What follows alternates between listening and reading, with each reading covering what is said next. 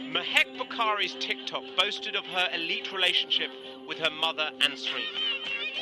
Now it's an elite bond behind bars, both sentenced today to life in prison for ambushing and then murdering two men in a car chase.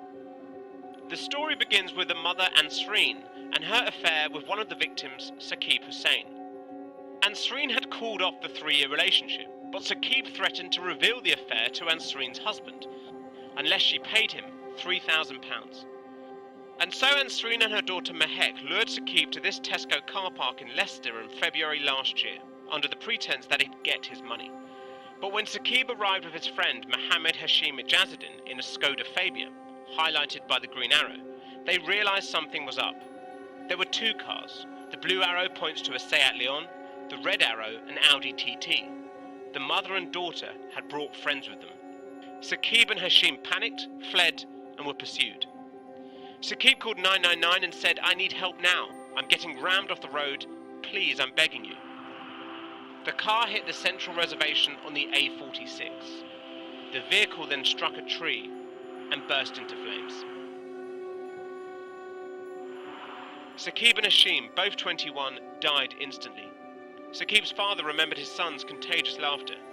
Hashim's dad said, "As parents, how do you come to terms with such a violent end to your child's life?" This photo showed that dents on the Seat Leon were consistent with it colliding with the rear of the boy's car.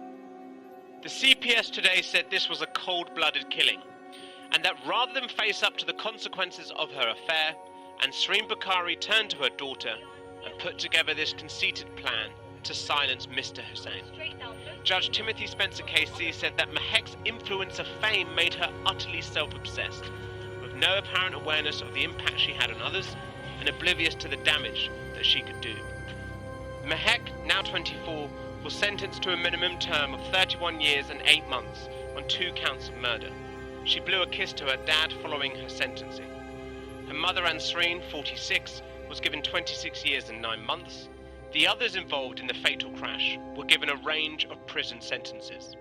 It's an ounce of relief knowing obviously these guys, they won't be out anytime soon, but really and truly it doesn't really make much of a difference.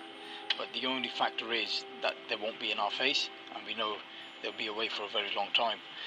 As 2 families today try to embrace justice, they continue to struggle with the inability to ever again be able to embrace 2 young men, both killed at just 21 years of age.